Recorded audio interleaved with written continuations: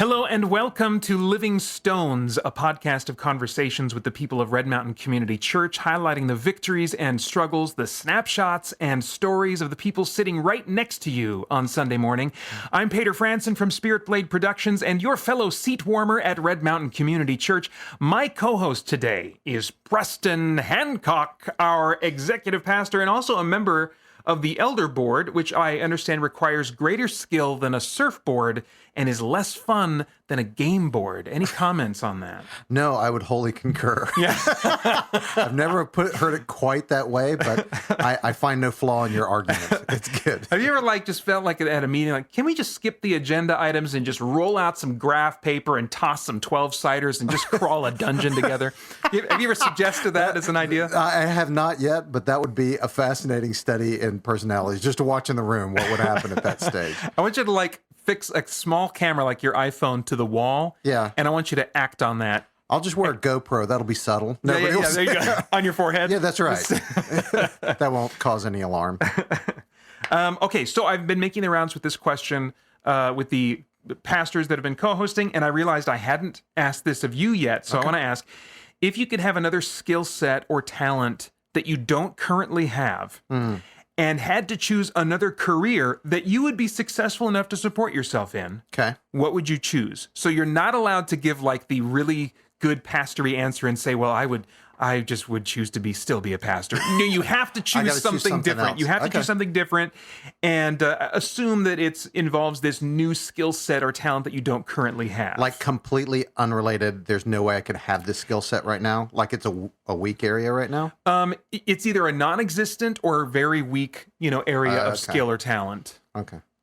Then I would say, just from a pure intriguing point of view, restoring custom cars just seems really kind of cool. There's something about, and I'm choosing that one because I have no skill set when it comes to cars right now whatsoever. Yeah. There's a part of me that would like to be an author, but I can kind of write now, so that doesn't count. Okay. So, the restoring and then you've got a completed thing when you're done, and you take something that's old and busted up, and then it's looking really sweet and nice at the end. That'd be kind of fun. And then drive it around. So, that'd be fun. There is something really satisfying about taking, at least for me too, taking something old and making it new. Yeah. Taking maybe an old, I used to enjoy kind of playing around with old hymns, the obscure, dusty old hymns, not the popular ones, and kind of rework them and remake them and, and give them a fresh sound and stuff. And now I restore spaceships. I find them on abandoned planets, and I restore them. It's a video game called No Man's Sky, where I'm exploring. Oh, it's an actual. This is actually a game, and you can find these derelict, broken spaceships, and you can get them and fix them up, and then trade them in for. So basically, you're living my dream. I am online. I am, yeah. Well, it's not online; it's offline because I'm a hermit gamer. But okay, yeah, well there you go. But no, I think I would really like to learn how to train bears. Especially there's a real need for that. It's a growth industry. Yeah. And I think my favorite that I would want to train would be those. What are those big white ones? The poll segment is next now. Over at rmcchurch.org/podcast is where you can go to get our poll question and respond to it. The poll this month was, you're looking at me like this. That was a smooth segue. You're looking at me like this. He's got this stunned expression on his face I'm not sure what just happened. Well, my brain was just on a delay. I'm here now. I'm tracking now. At first, I was like, wow, that was a fast segue. Oh, that was all planned. Yeah. Yeah, there you go. You gotta find ways to make it different. I hear you. Because that's what the kids want. The kids won't listen if you don't do things that are weird and unusual to keep their attention, because the kids have a really short attention span. So it's for you kids. Okay. Also for you kids is the poll. Again, at rmcchurch.org/podcast, a new one every month. This month, the poll was, you're hungry, it's lunchtime, where do you go? And I guess there was just two options. 43%, am I doing this right? No, 43 people, because these numbers don't match up. They don't make 100 when we're done with it. Yeah. So 43 people said In-N-Out. Okay. And the other choice, 69 people chose Chick-fil-A. Chick-fil-A over In-N-Out. Yeah. Really? On Facebook, Tracy, I'm going to take a stab at this, Lucero, or Lucero, but I'm going to say Lucero. Lucero. Sounds Italian. I don't know. Indeed. Tracy Lucero said, not a fair poll. Well, Tracy, life isn't fair. And we all have some tough choices to make. This was yours, and you stalled out. Life is full of difficult choices, and this is what's called a forced choice questionnaire. That's right, yeah. That's right. Judy Wood said, it depends on if I'm by myself or with my family. If alone, I'd pick In-N-Out. It sounds like she's ashamed of In-N-Out and really her love for In-N-Out. Is that how you read that? Either that or her family has a passion for Chick-fil-A and she's willing to throw herself on the cross for her family. Yeah. Well, that's wonderful too. There you go. Either way, it's a community of grace here. So whatever your harbored shames about fast food restaurants, we love you, Judy. Absolutely. Preston, where do you land on this? In-N-Out or Chick-fil-A? Yeah, I have to admit, I understand the unfairness of the question because it's a tough call. But I'm going to go with In-N-Out. I would choose In-N-Out. And that's often our two go-to places are In-N-Out and Chick-fil-A. But this new Chick-fil-A is almost built. Do you think that's going to change things? That is going to shift things temporarily. By the time this episode airs, it's going to be open. Absolutely, as of tomorrow. Yeah. We are as of recording on the 26th. Yeah. Yeah. So it will shift. There's no doubt. In-N-Out's been around in our neighborhood for a while. The gravity's going to shift for Chick-fil-A. It'll be interesting to see down the road where we land. We'll have to redo this question after the new. It could be bolstered because we're all expectant for the new Chick-fil-A. Oh, yep. So we'll have to see. It is a very limited poll. You know, there are some pagans that make good food too. I noticed that both In-N-Out and Chick-fil-A, owned by Christians, that's true, are on the list here. You know, those pagans make some good tacos and the odd pizza. Yeah, that is worth consuming. Yeah. If I had to choose one, though, and I agree, it is an unfair poll. I think right now I'd go with Chick-fil-A just because I've been trying to change my diet for like the last 6 months, and I've been making some good progress, and I hate like seeing it get derailed. Holly goes for the In-N-Out. Like when we have our Tuesday lunches together, she's doesn't always. I mean, not always, but I mean, like she's certainly mentions that more than like McDonald's, something like that. So, and I like their shakes. Totally. But Chick-fil-A, they do some good things too. So I don't know. We're gonna see how they do chicken right. Yeah, they. They do, but I'm not sure if that's a slogan. That might be somebody else's. That could be. I have no idea. I just at Kentucky Fried Chicken, we do chicken right. There you go. I am a product of commercial. It's just sunk in the back of my brain. Do you remember that? Does that tune sound all familiar to you? The catchphrase does. Oh, okay. But it's one of those things where I guess I'm just a victim of the market economy. I think that's like that melody. I haven't heard that sung since sometime in the 80s. What? That is frightening. Sadly, that would be about right. Yeah. Okay. All right. Well, that's enough of that silliness. Yes. Earlier today, Preston and I spent some time talking with Aina Runzo, who is from Latvia, and really, she and her family played a significant role in what has now been our long-term involvement with missions in Latvia. So that was a really neat conversation to have. Without any further ado, here it is for you right now.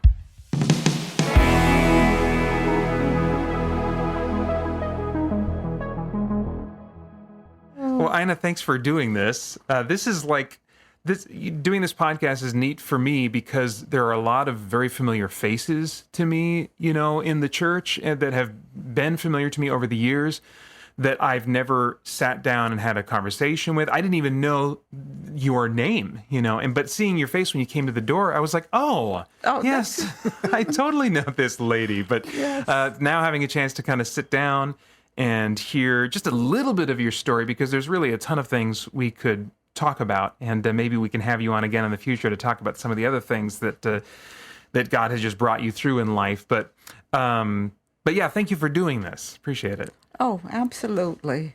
We're going to be talking about specifically Latvia, and that's where you're from. We're going to talk about kind of Red Mountain and their missions work in Latvia and kind of how that came about, because you have a real strong connection to that. But just kind of to start out, how long did you live in Latvia before you moved to the U.S.? I lived there 6 years. Okay. I lived there from till almost the end of the Second World War. Okay. Yeah. Were you born there? Yes, I was Okay. born there. Okay, so it was about 6 years old that you Yes. moved away. Okay. Yes. And I lived in close to Liepāja, where you have the... Yeah, we've got a relationship with Pavel's church in Liepāja. Yeah. Okay. And so she was born just outside there. Yes. Okay. And you said that you left during or after World War II? Oh, it was almost at the end of the World War, because the communists were taking over Latvia after the Germans retreated, and Latvia was part of the deal that the communists would take over Latvia, Lithuania, and Estonia. Okay. So we left like in October 1944.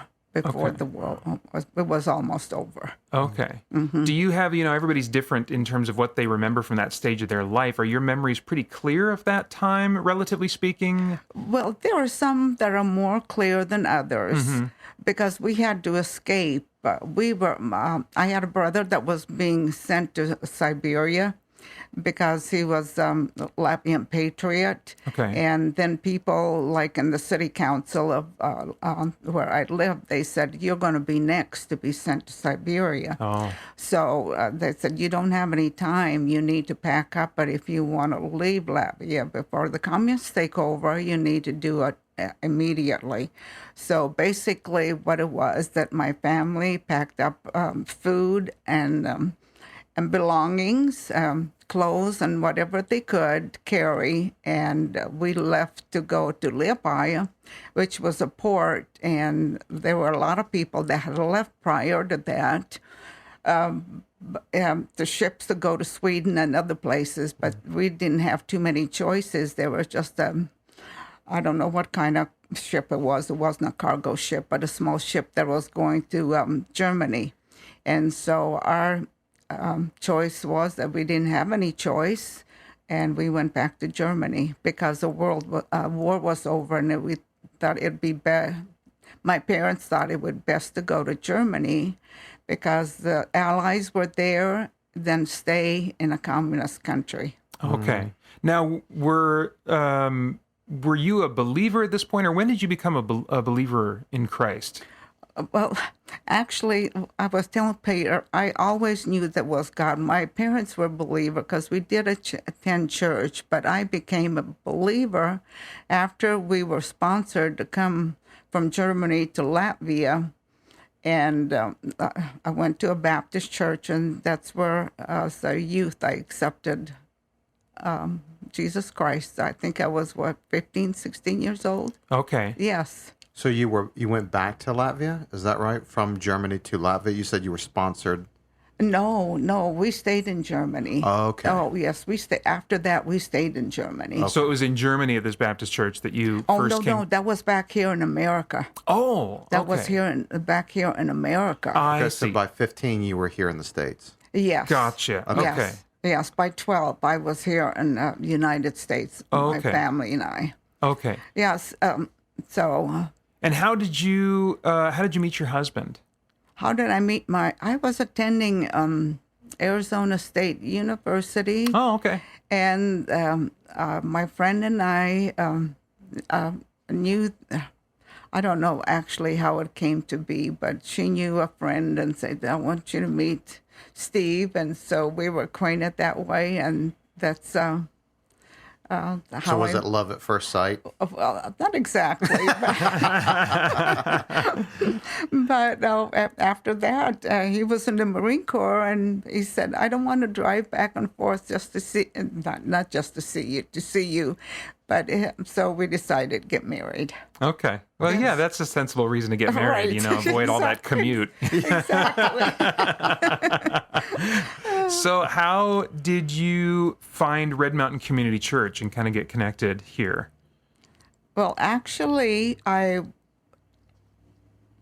we were attending another church, but there were things happening in the church, and that I don't want to go into detail. Just Sure. things inside, change of pastors and things like that. And so my son and like Paul Abenda, and the boys left first and they said they were starting a new church, and it was at Anzio's Landing. Okay, yeah. And so they decided to go there. So after that, they said, Mom, you need to come to Red Mountain Church. So both of our families, we decided go ahead and do that, not under any better circumstances or anything like that. We just decided to go ahead and make the change since our family was going over there. So that's how it came about. Okay. Yeah. Now, what I kind of want to zoom in on a bit is, we've mentioned that you're from Latvia, but the church, Red Mountain Community Church, for a long time now has had a relationship with Latvia in the form of missions. And so how did mission trips to Latvia start, and how did your family specifically play a role in that? Okay, my family played a role because my mom was still alive, and Scotty became a youth pastor here at Red Mountain Community, and so Paul was involved in that work as well, in the youth ministry. And so it just,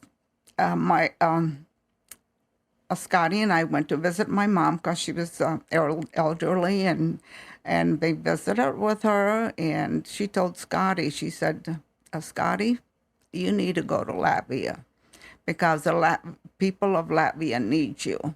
And actually that's what kind of put the idea in their head. But there was also that Dustin Peterson afterwards, after my meeting with Mom, that he had been a missionary to Latvia, and he told Scotty and Paul that they needed people to go there, and missionaries, because they were leaving, I think, the mission field and coming back to America. And so actually that's how it came to be.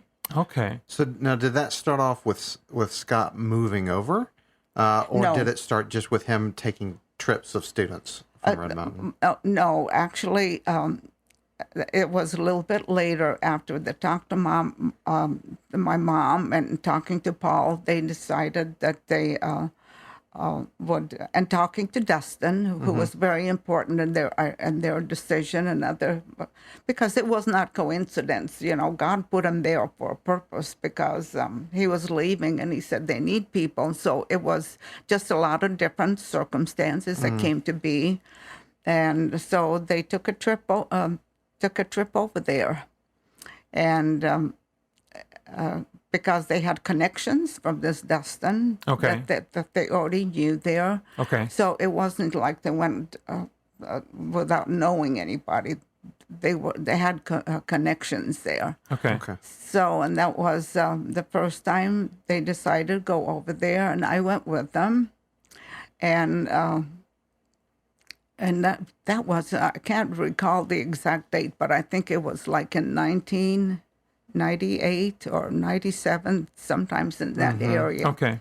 So after they met with some of the Latvian leaders, that's when, after that, they started going back every year and building up relationships and things like that. Okay. So and at this point, just to help people connect the dots that maybe haven't done that yet, when you say Scotty, you're talking about Scott Runzo, who was the first youth pastor at Red Mountain Community Church. Yes. Who I remember, I was in the youth ministry at the time that he was leading that. So, and so he had already started in that position, and then he took the trip to Latvia. Yes, he and Paul, and actually Paul Lavinda was very large part of that, because he was the organizer, and he really put his whole effort into it, organizing and planning, the planning of it. So he was a really big part. He and Scott worked together. They were working together, because it takes a lot of planning to something like that, a new country where you don't know. So they really work very hard. Okay. But yes. Now, I'm told that, like, in addition to the urging that Scott got from someone else to go back to Latvia. Did he have a dream of some kind that kind of pointed him in that direction? Well, no, actually, he did. Okay. And he told me just a little bit about it. Like God, he said, I had a dream, and God was speaking to me that he needed to go to Latvia, and it came to be after he had talked to my mom, and things like that, and they were just by circumstances that he met certain people, and the dream that was inspirational in his final decision to do that. Mm-hmm. What, you mentioned this idea that Latvia needs missionaries. That was expressed to Scott. Yes. What's going on in Latvia, or what's been true in Latvia that has that's made there to be such an urgent need? What's the need that's been in Latvia? Well, I relayed to him after I went to still under communism, that in Latvia, just like any other country that has been under communism, which they were a Protestant country before, but all the churches and the synagogues, even the synagogues and Catholic churches, they were closed and actually used as libraries or concert halls. So they didn't really have that many places to worship. There were some, but as far as compared to America, I mean, that was after the communists took over. There was no longer there. Okay. So freedom of speech and church attendance was practically nil. Okay. Was it a dangerous place for your mother and other believers to worship? But see, in between time, we had already come to Latvia, to America, and I still had a brother there. Okay. I had a brother that after the Second World War, he went back to Latvia, so we knew that we had relatives there, and I had a cousin there that lived in Leopai, and so the urgency was my mom was thinking about them and not knowing the relationship with God and the worship, and so it was concerning for her. And since she made the connection with Scott and Paul being involved in church, and they were thinking about doing something like that. That's when the idea actually came about. Okay. Yeah. Now, you have been back to Latvia more than once. Yes. So what was that experience like, and what kind of changes have you noticed happening in Latvia over the years as you've gone back to visit? I think there's been tremendous changes in that area. The first time when I went back, Latvian people are not as outgoing as Americans are. Okay. They're very reserved. They're very reserved, and they don't. We're just out of control here. Yes, absolutely. Go to a restaurant, crazy loud. Right. Not so much over there. Yeah, so it was actually building relationships with some of the people, and especially a church in Leopai that they knew, and there may be another church, but it was just building a confidence and trust between even the churches and what Latvians are mostly Lutheran. Okay. So it was just a trust issue basically at first. And once you... Trust with the Christians that wanted to work there. Yeah, gotcha. Exactly. And not to harp on this too much, but I mean, given the climate for Christians, it wasn't the safest.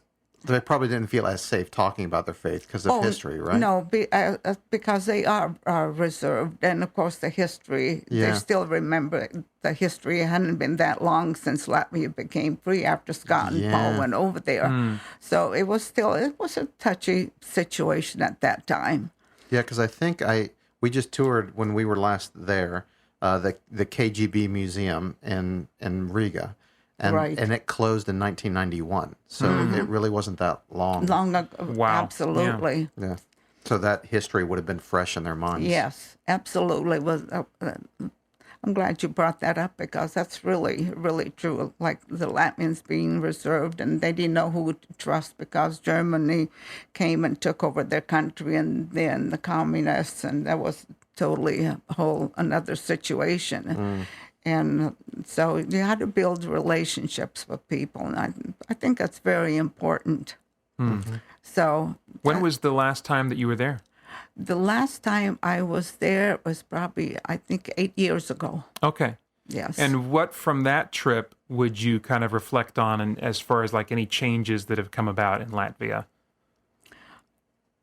Well, the freedom to express and knowing, and I worshipped several churches when I was there, and there were definite changes in the churches. There was not as reserved. There was more joy. That's cool. Joy that would, like, I mean, God is personal, and so it was just not a religious duty to go to church, but it was more joyful. Oh, that's great. Yes, and I was able to talk to. You were able to talk to freely to more people, like my cousins, and different things like that about situations like that. That's great. Bob Fox specifically wanted to know what keeps you so optimistic. Are you known for being optimistic? No, I'm actually basically a reserved person. Okay. Well, Bob thinks you're optimistic. Well, no, but what keeps me optimistic, because I just remember this one verse that I have: all things work together for good that love God according to His purposes. So I've seen through the worst of circumstances, people still believing. I believe that God has given us an inner spirit that we are still searching, and for me, I just never gave it up, even though the hardest times. What else do you have to hold on to? It's God. That's the only certain thing that we have, and if we don't have that, then we lose hope. Yeah. So I always thought, and I'd look back and I pray about it. I said, okay, well, God can't use me, but it's, of course, it's not true. Yeah. And I feel now that I look back for all the things that I've seen, I've seen God work, even of the most tragic things that happen. I've seen God work, and I think there's a purpose for it. Without Him, sometimes life is not worth living. Yeah. I appreciate you sharing that. That's certainly, like, searching for grounded hope in God is something I've been processing a lot more in the last couple of years, and we've just seen tragedy in our church recently, and I mean, there's so many stories, so many hard things going on in the church right now at Red Mountain. So I know that a lot of people are searching for hope, and so I appreciate you just sharing that perspective. Preston, how long and how frequently now have we been doing missions in Latvia? We have been consistently going to Latvia since Scott Runzo started. So, yeah, I am not exactly sure when the first date was, but it's somewhere around 1998. Okay. Yeah. And just about every year since. There might have been a few years in there where we didn't send a team, but those would be the exception rather than the rule. And what's usually kind of like what we are, the length of time a team is over there for, and the purpose for them being over there? So you didn't know you were going to get interviewed a little bit, did you? Not. But yeah, so Scott, as he went over, began to partner with a mission agency called Josiah Venture, whose sole purpose is to establish thriving student ministries in various aspects of the Eastern Europe. Okay. And so he formulated what's called Josiah Venture Latvia. Okay. And so that became then the hosting organization. We would send teams to partner with them. Okay. And what they would do is they would find partner churches throughout Latvia who were trying to grow a student ministry, and these teams could actually help them by attracting students and kind of building some momentum, and then they could build relationships and win students for Jesus. So so that's the context that our teams have been going over, and the trips are usually somewhere around 10 days to 2 weeks. Okay.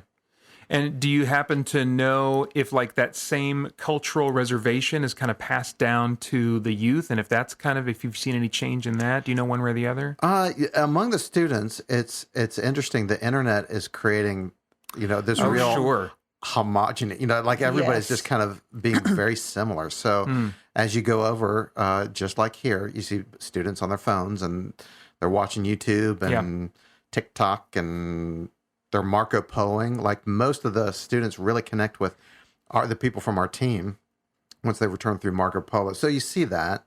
I knew two of those social media things that you mentioned. I'm very proud of myself. If I didn't have teenagers, I'd be ignorant. So, but in that, like I just recently asked, Edgar Dexness is the head of JV Latvia, Josiah Venture Latvia. Yeah. Yes. So I was just asking him, for Latvians, what do you guys do to connect? Like, do you invite each other over for dinner? Do you do that? And he goes, no, we don't do that. They really just don't like have people over in their homes for dinner, and they might meet up at a restaurant occasionally, but they just don't really have people over in their homes as much. It's not as common a thing because they're more reserved. So some of it's just cultural, like you might say the British are reserved. Okay. But in terms of an openness and looking over their shoulder because of history, I don't think that's happening anymore. Okay. I think there's definitely a lighter sense of freedom.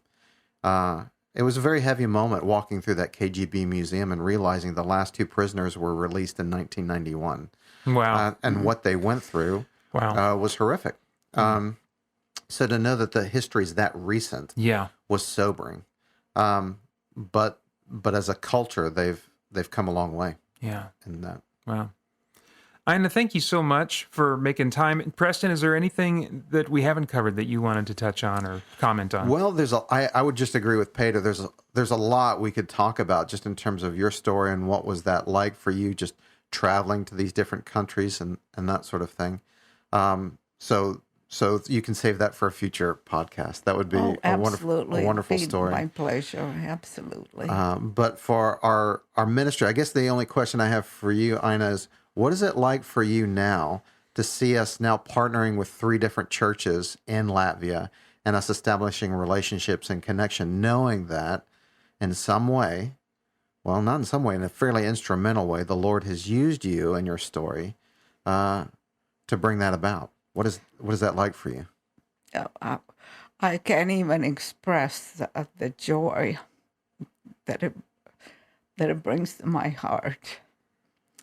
And I think it's just for an ordinary person like me that God can use anybody, and if you're willing to be used, then I can see God's work there, and it just brings joy to me that we're making connections and with people in America, because America was always the country you looked up to and things like that. So it becomes more real, and it's like an answer to prayer. It is truly an answer to prayer. It's amazing for me just to hear how one conversation, obviously you spoke to Scott as he grew up, but here you bring him to meet your mother, and here's this one challenge. And like you said, God orchestrated these connections. And here we are now. Countless students have been impacted through the ministry of Red Mountain, and that's humbling. And the Lord used you. Well, that's what I think too. I think sometimes we have a tendency to feel insignificant, or we can't serve God enough in a way that would be worthy of Him. So, but it doesn't make any difference. God can use anybody if you're just willing. Amen to that. Yes. Well, thank you again, Aina. Thanks. And I mean, I love Great Mountain Church, and I think it's great. I mean, the ministry that they have, and it's still here. It's God's plan. It is. Well, we're grateful for you being open to how God would want to use you and your family. So thank you again. Oh, thank you.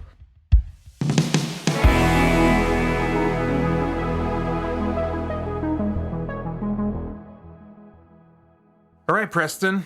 Hey. What was maybe one thing that stood out to you from our time talking to Aina? Yeah.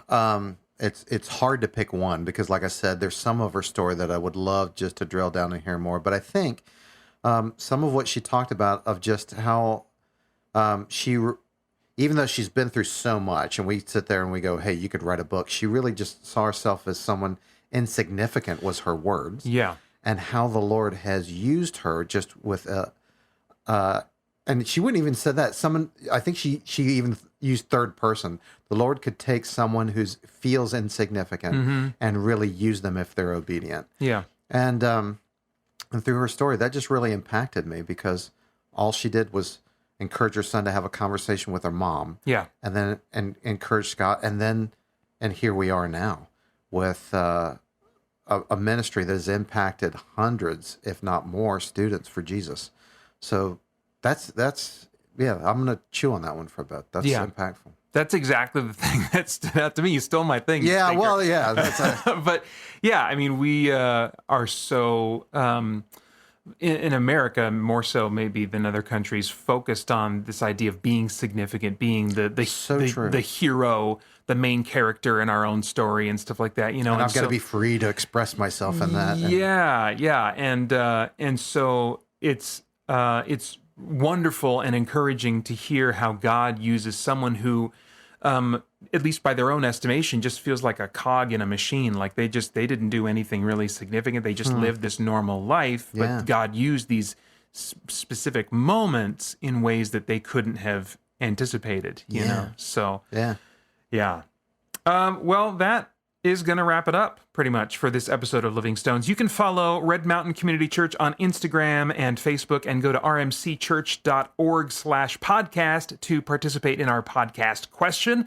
Leave feedback for us or leave a question for our guest. I just bit my lip. That hurt a little bit. Did you see that happen? I did not see it happen. Man, I felt like you must have been able to see that. Well, I saw the pain across your face. Gosh, you saw a little like twitch in my eyeball. Did, yeah. Anyway, on our next episode, we're going to be talking with Jeff Davis, who will share about his experiences as a believer teaching government. I used to substitute teach for Jeff Davis back when I was subbing. And also, he's going to talk about running for political office and serving in the church. So I'm looking forward to hanging out and chatting with Jeff. Again, you can go to rmcchurch.org/podcast to submit your question for Jeff, and you may just hear it read on the next episode.